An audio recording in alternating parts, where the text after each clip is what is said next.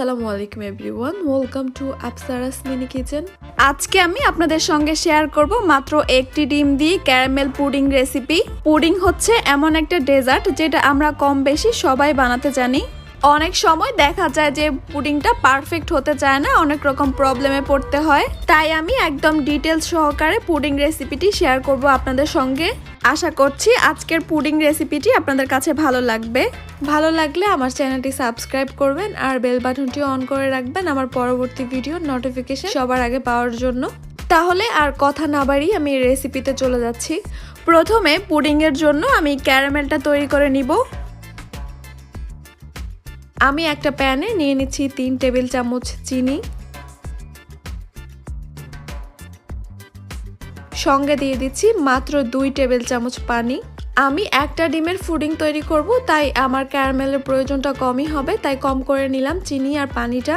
আপনারা যদি আরো বেশি ডিমের পুডিং তৈরি করেন তাহলে কিন্তু বেশি পরিমাণে ক্যারামেলের প্রয়োজন হবে, সেই পরিমাণে চিনি আর পানিটা দিয়ে ক্যারামেলটা তৈরি করবেন। ক্যারামেল তৈরি করার সময় যদি সামান্য পানি ব্যবহার করা যায় চিনির সঙ্গে, তাহলে কিন্তু ক্যারামেলের কালারটাও সুন্দর হয় আর সহজেই কিন্তু চিনিটা পুড়ে যায় না। তাই চেষ্টা করবেন চিনির সঙ্গে সামান্য পানি দিয়ে ক্যারামেলটা তৈরি করতে। আমি চিনি আর পানিটাকে একবার মিশিয়ে নিলাম। চুলার আঁচটাকে মিডিয়াম আর লো এর মাঝামাঝি রেখে ক্যারামেলটা তৈরি করতে হবে। এখন আর নাড়াচাড়া করতে হবে না, অপেক্ষা করছি কালার আসা পর্যন্ত। দেখতেই পাচ্ছেন এক পাশ থেকে কিন্তু ক্যারামেলের কালারটা আসা শুরু করেছে। প্যানের একটা সাইডে চুলার তাপটা বেশি পাওয়া যায় আর একটা সাইডে কম পাওয়া যায়, তাই নেড়ে চেড়ে দিচ্ছি যেন ক্যারামেলের কালারটা সব দিক থেকে একই রকমের হয়।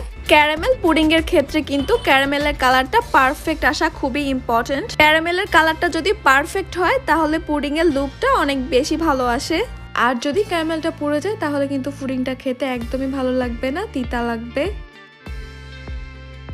দেখতেই পাচ্ছেন আমার ক্যারামেলটা কিন্তু হয়ে গেছে আর আমি ক্যারামেলের কালারটা কিন্তু ঠিক এইরকমই চাচ্ছিলাম। আমি এখন এই ক্যারামেলটাকে চুলা থেকে নামিয়ে নিব। ক্যারামেলের যখন কালার চলে আসবে তখনই কিন্তু এই ক্যারামেলটাকে নামিয়ে নিতে হবে সঙ্গে সঙ্গে, আর এক মুহূর্ত দেরি করা যাবে না। নামিয়ে নেওয়ার পর পুডিংটা যে পাত্রের মধ্যে সেট করবেন সেই পাত্রের মধ্যে সঙ্গে সঙ্গে ঢেলে দিতে হবে। আমি এরকম একটা হিট প্রুফ বাটি নিয়ে নিয়েছি আর আজকে আমি পুডিংটা এই বাটির মধ্যে সেট করব। আপনারা কিন্তু পুডিংটাকে সেট করতে পারেন যে কোনো পুডিং মোল্ড, কেক মোল্ড, অথবা আপনারা যে কোনো টিফিন বক্সও নিতে পারেন। কিন্তু আমি বেস্ট রেজাল্ট পেয়েছি এরকম হিট প্রুফ বাটিতে পুডিংটা সেট করে। ক্যারামেলটা আমি এই বাটিতে ঢেলে দিচ্ছি। ক্যারামেলটা যদি বেশিক্ষণ ওই গরম প্যানের মধ্যে থাকে তাহলে কিন্তু ক্যারামেলের কালারটা আরো বেশি ডার্ক হয়ে যাবে। এখন আমি এই বাটিটা ধরে ঘুরিয়ে ঘুরিয়ে ক্যারামেলটা চারপাশে ছড়িয়ে নিচ্ছি। কাজটা কিন্তু একটু দ্রুত করতে হবে ক্যারামেলটা ঠান্ডা হয়ে যাওয়ার আগেই, কারণ ক্যারামেলটা ঠান্ডা হয়ে গেলে জমাট বেঁধে যাবে।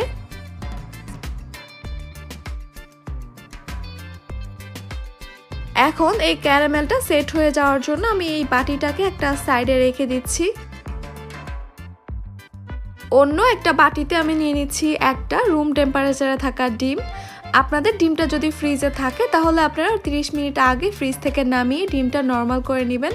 ডিমের সঙ্গে আমি দিয়ে দিচ্ছি 3 টেবিল চামচ চিনি। আমার কাছে একটা ডিমের পুডিংয়ের জন্য 3 টেবিল চামচ চিনি পারফেক্ট মনে হয়েছে। তারপরেও যদি আপনাদের মনে হয় চিনিটা কম হবে তাহলে আরও 1 টেবিল চামচ দিয়ে দিবেন। এখন একটা হুইস্ক দিয়ে আমি এই ডিমটাকে ভালো মতো ফেটিয়ে নিচ্ছি। আপনারা চাইলে কিন্তু কাঁটা চামচ দিয়েও এই কাজটা করে নিতে পারেন। ততক্ষণ পর্যন্ত ফেটাতে থাকবো যতক্ষণ পর্যন্ত না চিনিটা গলে যাবে।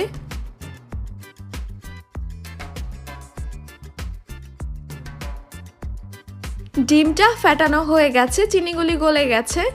এখন আমি এর মধ্যে দিয়ে দিচ্ছি 1 কাপ লিকুইড দুধ। এই দুধটাকে আমি আগে থেকে জাল করে ঘন করে তারপর ঠান্ডা করে নিয়েছি। এখন দিয়ে দিচ্ছি আমি 1/2 চা চামচ ভ্যানিলা এসেন্স ডিমের স্মেলটা যাওয়ার জন্য, অথবা দিতে পারেন 1 চিমটি এলাচ গুঁড়া। সবকিছুকে নেড়ে চেড়ে ভালোভাবে মিশিয়ে নিচ্ছি। যে বাটিতে ক্যারামেলটা সেট করেছিলাম সেই বাটির মধ্যে রেখে দিচ্ছি একটা ছাঁকনি। এবার আমি ডিম আর দুধের মিশ্রণটা এই ছাঁকনির সাহায্যে ছেঁকে দিচ্ছি। পুডিংটাকে যদি একদম স্মুথ পেতে চান তাহলে এই স্টেপটা অবশ্যই ফলো করতে হবে। দেখতেই পাচ্ছেন ছাকনার মধ্যে কিন্তু অনেকগুলো ডিমের লাম্পস দেখা যাচ্ছে, আর এই লাম্পসগুলির জন্যই কিন্তু পুডিংটা ছিদ্র ছিদ্র হয়ে যায়, যেটা দেখতে একদমই ভালো লাগে না।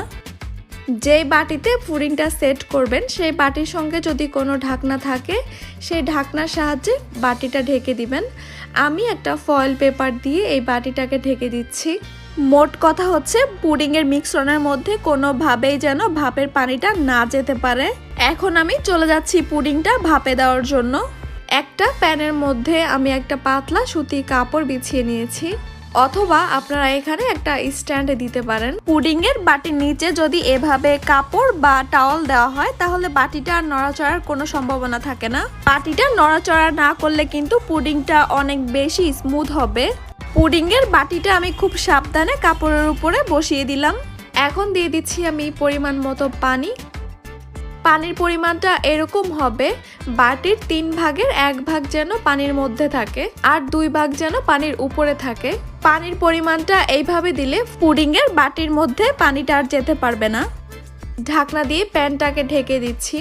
ঢাকনার মধ্যে যদি কোনো ছিদ্র থাকে তাহলে এরকম একটা লবঙ্গ বা কাগজ মুড়িয়ে ছিদ্রটাকে অফ করে দিতে হবে। চুলার আঁচটাকে প্রথমে হাই করে দিয়ে পানিটাকে ফুটিয়ে নিতে হবে, আর পানিটা যখনই ফুটে যাবে তখন চুলার আঁচটাকে একদম লোতে করে দিতে হবে। এইভাবেই 10 মিনিটের মতো পুডিংটাকে ভাপে দিতে হবে।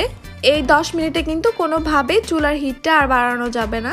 10 মিনিট পরে আমি পুডিংটা চেক করে নিচ্ছি। প্রথমেই খুব সাবধানে ফয়েল পেপারটাকে সরিয়ে নিতে হবে। এরপর একটা টুথপিক দিয়ে চেক করে নিচ্ছি। পিকটা একদমই ক্লিন আসছে, তার মানে পুডিংটা এখন হয়ে গেছে।